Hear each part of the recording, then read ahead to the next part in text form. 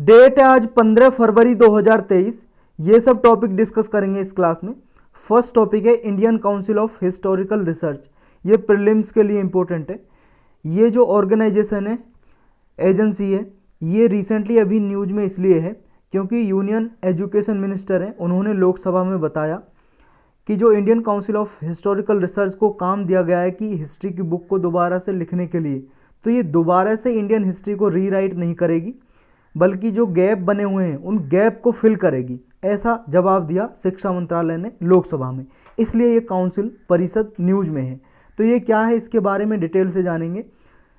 ये एक autonomous organisation है जो मिनिस्ट्री ऑफ एजुकेशन के अंदर काम करती है।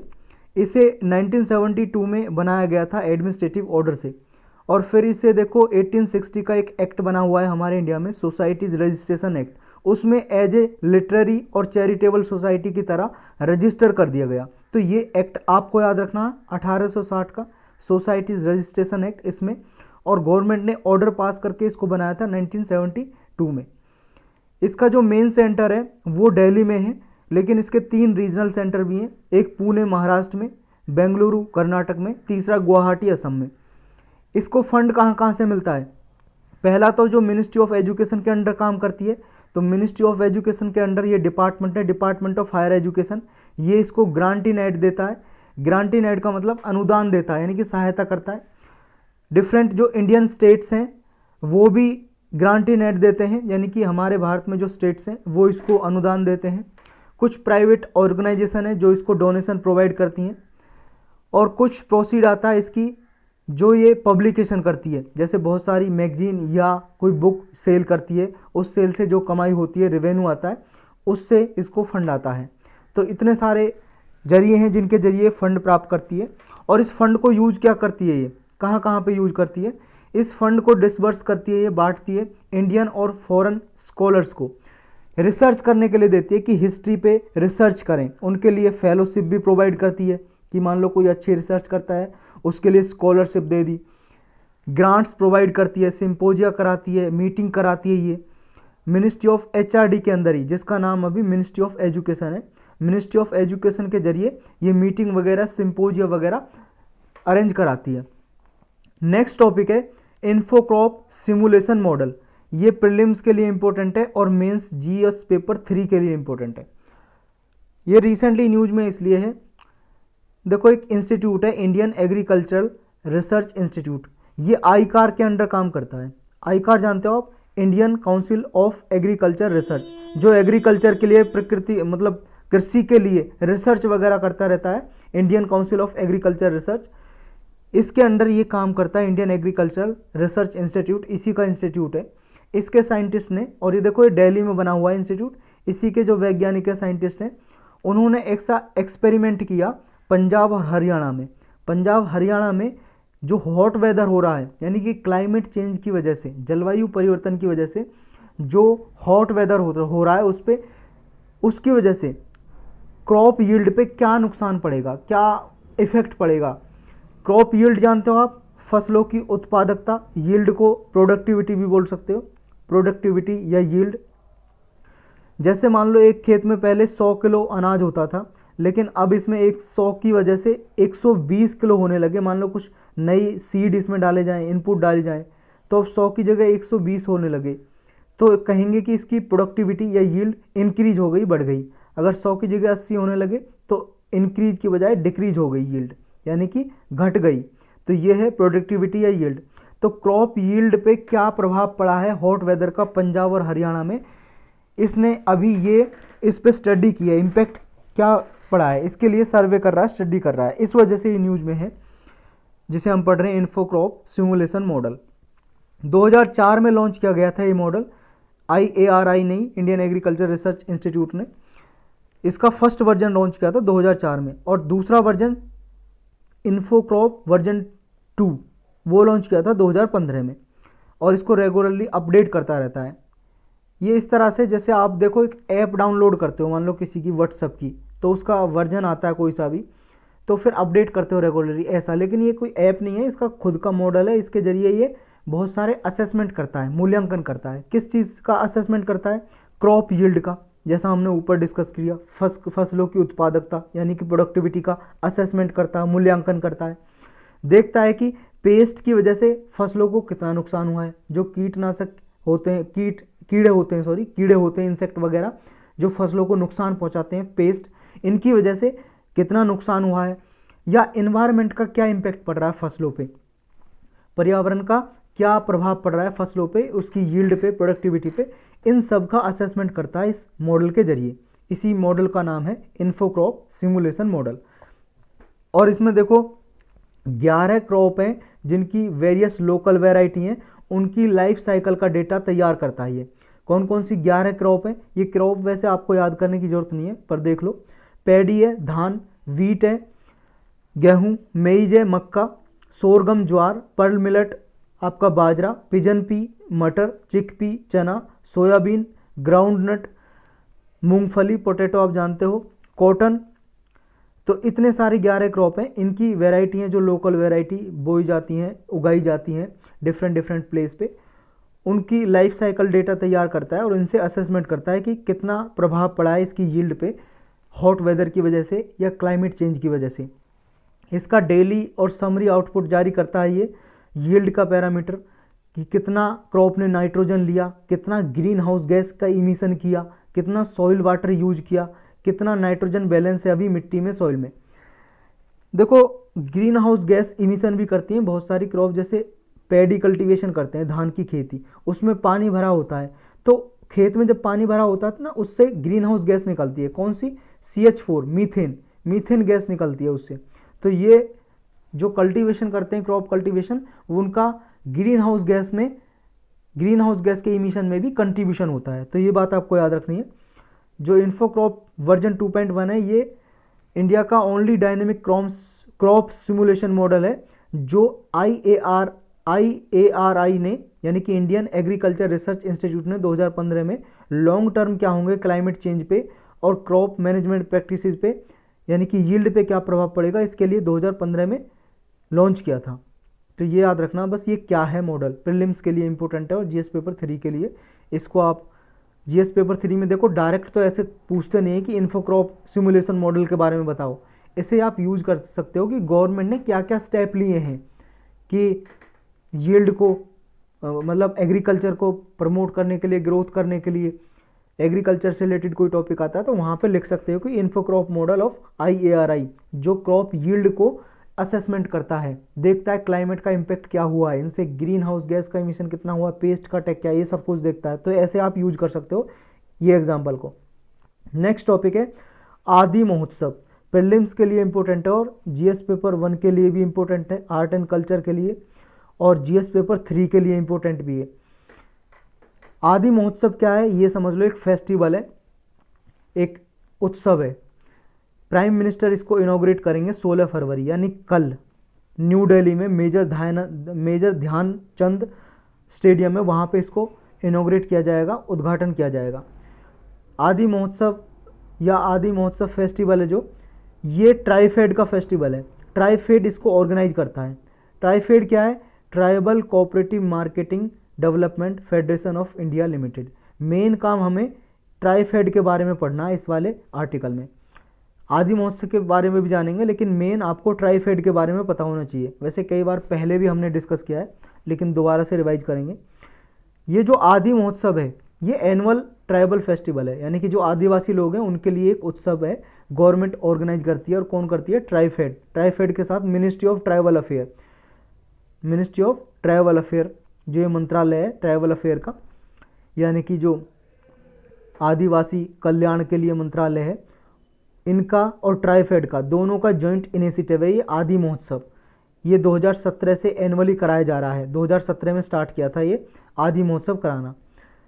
इसका टारगेट क्या होता है? इसमें देखो जो डिफरेंट ट्राइबल ग्रुप हैं उनकी जो क्राफ्ट है, यानी कि उन्होंने मान लो कोई चीज़ बनाई है, हैंडीक्राफ्ट बनाया, हाथों से चीज़ बनाई, कोई प्रोडक्ट बनाया, उनकी कल्चर है या कम्युनिटी की कोई भी ट्रेडिशन है, उसको शोकेस किया जाता है इस आदि महोत्सव में। और लोग जाके उनकी चीज़ें वगैरह खरीद सकते हैं जो भी उन्होंने चीज़ें बनाई है। जैसे मान लो कोई ट्रेड फेयर वगैरह लगता है, मेला लगता है, जैसे मान लो दिल्ली में ट्रेड फेयर लगता है प्रगति मैदान में, इंटरनेशनल ट्रेड फेयर, इस तरह का ये आदि महोत्सव है। इस साल की थीम क्या है? ये थीम आप याद रख सकते हो, a celebration of the spirit of tribal crafts culture and commerce. तो अब जानते हैं ट्राइफेड के बारे में। ये ट्राइफेड है क्या? देखो एक कोऑपरेटिव की तरह काम करती है। ये किस में रजिस्टर है? Multi state cooperative societies act है 1984 का। ये 84 का जो एक्ट है इसमें से पावर लेती है ट्राइफेड, और इसको बनाया गया था 1987 में। इस एक्ट के अंदर ही multi state cooperative societies act के अंदर बनाया गया था 1987 में। ये नेशनल लेवल की अपेक्स ऑर्गेनाइजेशन है जो देखो काम करती है मिनिस्ट्री ऑफ ट्राइबल अफेयर के अंडर ही। ट्राइफेड किसके अंदर काम करेगी? ट्राइबल अफेयर मंत्रालय उसके अंदर काम करेगी। इसका ऑब्जेक्टिव क्या है, टारगेट? देखो जैसा इसके नाम में ट्राइबल, यानी कि ट्राइबल पीपल के सोशियो इकोनॉमिक डेवलपमेंट के लिए काम करती है हमारी कंट्री में। यानी कि उनके लिए मार्केट प्रोवाइड करना। जो भी ट्राइबल प्रोडक्ट हैं, आदिवासी लोगों ने कोई प्रोडक्ट डेवलप किया है, कोई उत्पाद बनाया है, कोई चीज़ें बनाई हैं, हैंडीक्राफ्ट बनाया है, हाथों से कोई मान लो कोई प्रोडक्ट बनाया है, कोई बांस के बर्तन बनाए हैं बम्बू के, या कोई और चीज़ बनाई है, उनके लिए मार्केट डेवलपमेंट करना इसका मेन काम है। यानी कि उनके लिए अपॉर्चुनिटी क्रिएट करती रहती है, मौके। यानी कि उनके प्रोडक्ट के लिए नेशनल और इंटरनेशनल लेवल पे मार्केट उपलब्ध हो सस्टेनेबल बेसिस पे, और मार्केट उपलब्ध होगी तो वो अपने हैंडीक्राफ्ट प्रोडक्ट को या और किसी प्रोडक्ट को as a tribes India brand की तरह बेच सकेंगे अपने प्रोडक्ट को। नेक्स्ट टॉपिक है डॉक्ट्रिन ऑफ नेसेसिटी। ये प्रीलिम्स के लिए इंपॉर्टेंट है मेनली। डॉक्ट्रिन ऑफ नेसेसिटी ये है क्या और रिसेंटली न्यूज़ में क्यों है? रिसेंटली न्यूज़ में इसलिए कंपटीशन कमीशन ऑफ इंडिया है, ये स्टैट्यूटरी बॉडी है, इसके बारे में डिटेल से पढ़ेंगे। अगर और ज़्यादा डिटेल से जानना है तो इसके बारे में इकोनॉमी की प्लेलिस्ट में डिटेल में लेक्चर बना हुआ है, पढ़ लेना। कई बार यूपीएससी ने इसके बारे में क्वेश्चन पूछा है प्रीलिम्स मेंस में, हर किसी में, तो आपको पढ़ना चाहिए इसके बारे में डिटेल में। हम यहाँ पे ब्रीफली डिस्कस करेंगे, मेनली जानेंगे डॉक्ट्रिन ऑफ नेसेसिटी क्या है। अभी कंपटीशन कमीशन ऑफ इंडिया ने इस डॉक्ट्रिन को इन्वोक किया है। इन्वोक का मतलब यूज करना, यूज किया है डॉक्ट्रिन ऑफ नेसेसिटी को, क्योंकि देखो मर्जर और एक्विजिशन के लिए डील करने के लिए इस डॉक्ट्रिन का यूज किया गया है। मर्जर का मतलब जब कोई कंपनी या एजेंसी को मर्ज किया जाता है, मिलाया जाता है, मर्ज करना मतलब मिलाना। एक्विजिशन मतलब एक्वायर करना, या इन्वेस्टमेंट प्रपोजल मॉडल के लिए ये डॉक्ट्रिन ऑफ नेसेसिटी यूज किया जा सकता है। तो कैसे यूज करते हैं, कब यूज करते हैं और क्या प्रोसेस है, ये सारा प्रोसेस जानेंगे इसमें। डॉक्ट्रिन ऑफ नेसेसिटी है, देखो अगर मान लो किसी कंपनी को मर्ज होना है, किसी कंपनी को मर्ज होना है यानी कि मिलना है दो कंपनियों को, जैसे वोडाफोन आइडिया कंपनी मिल गई थी, या किसी कंपनी ने दूसरी कंपनी को एक्वायर करना है, उस टाइम पे कंपटीशन कमीशन ऑफ इंडिया की परमिशन चाहिए। फिर इसके मेंबर डिसीजन लेते हैं, लेकिन डिसीजन लेने के लिए क्वोरम चाहिए। क्वोरम क्या होता है? क्वोरम जानते हो ना आप? जैसे मान लो लोकसभा में क्वोरम की बात करें, लोकसभा चलाने के लिए 10% मेंबर का होना अनिवार्य है। अगर 10% मेंबर नहीं होंगे, मान लो लोकसभा में कितने मेंबर हैं टोटल? 543, इनका 10% हो जाता है 54.3, यानी कि एटलीस्ट 55 मेंबर चाहिए लोकसभा चलाने के लिए। अगर 55 मेंबर नहीं होंगे तो स्पीकर हैं जो वो मीटिंग रद्द कर देंगे, कह देंगे भाई साहब जब मेंबर पूरे आएंगे 10% कम से कम एटलीस्ट, तब जाकर लोकसभा का काम चलेगा, नहीं तो नहीं चलेगा। इस तरह से क्योरम होता है हर किसी ऑर्गेनाइजेशन का। इसका भी ऑर्गेनाइजेशन क्योरम है कि डिसीजन लेने के लिए 3 मेंबर चाहिए कम से कम, कोई भी एक्शन लेने के लिए।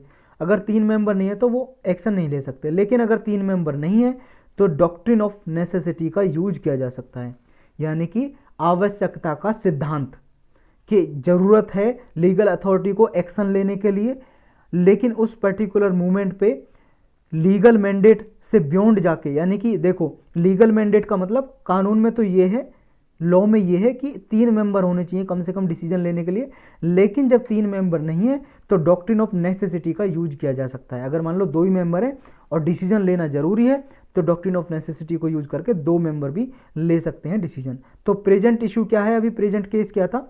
कंपटीशन कमीशन ऑफ इंडिया को ही देखो कंपटीशन एक्ट ये कहता है कि कम से कम 3 मेंबर होने चाहिए जब भी कोई डील करनी हो। क्योरम है 3 मेंबर का, लेकिन अभी कमीशन ऑफ इंडिया के चेयरपर्सन रिटायर हो चुके हैं अक्टूबर 2022 में, और अभी केवल इस कंपटीशन कमीशन ऑफ इंडिया में सिर्फ 2 मेंबर ही हैं। ना तो चेयरपर्सन है, सिर्फ 2 मेंबर हैं, उनको अपॉइंट किया नहीं गया है, गवर्नमेंट अपॉइंट करेगी, अभी अक्टूबर से पोस्ट खाली पड़ी हुई है। तो मान लो अब 2 ही मेंबर हैं, तो इन्होंने इस डॉक्ट्रिन को अप्लाई किया है, डॉक्ट्रिन ऑफ नेसेसिटी को। 2 मेंबर नहीं, मर्जर एंड एक्विजिशन पे, इन्वेस्टमेंट प्रपोजल पे जो डिले हो रहा था काफ़ी देर से, तो मिनिस्ट्री ने आदेश दिया कि ये लॉ मिनिस्ट्री ने कहा, कॉर्पोरेट अफेयर मिनिस्ट्री को अप्रूवल दे दिया कि आप डिसीजन ले सकते हो डॉक्ट्रिन ऑफ नेसेसिटी को यूज करके। तो अभी ये डिसीजन लिया गया मर्जर एक्विजिशन के लिए, इन्वेस्टमेंट प्रपोजल के लिए। तो अब जानते हैं कंपटीशन कमीशन ऑफ इंडिया क्या है। ये देखो एक स्टैट्यूटरी बॉडी है, क्योंकि कंपटीशन एक्ट है 2002 का, 2002 के एक्ट से बनाई गई थी ये, 2003 में एस्टेब्लिश की थी, और फुली तरीके से इसने काम करना 2009 से स्टार्ट कर दिया कंपटीशन कमीशन ऑफ इंडिया ने। 2003 में बनी थी, 2002 में एक्ट पास हुआ था। स्टैट्यूटरी बॉडी है, सांविधिक संस्था। इसके मेंबर कौन कौन होते हैं? एक चेयरपर्सन होता है, अध्यक्ष, और 6 मेंबर होते हैं, टोटल 7 मेंबर होते हैं। सेंट्रल गवर्नमेंट अपॉइंट करते हैं इन 7 मेंबर को। और एक क्वासी जुडिशियल बॉडी होती है। क्वासी जुडिशियल बॉडी का मतलब जैसे जुडिशरी को पावर होती है, कोर्ट को पावर होती है, ऐसी कोर्ट की तरह कुछ पावर होती है। जैसे किसी भी आदमी को समन करना चाहती है, बुलाना चाहती है, तो बुला सकती है, उसे जाना पड़ेगा अगर किसी आदमी को बुलाया इसने, कंपटीशन कमीशन ऑफ इंडिया ने। इस तरह के क्वासी जुडिशियल जो वर्क है वो भी परफॉर्म करती है ये। एलिजिबिलिटी क्या है इसका मेंबर बनने के लिए?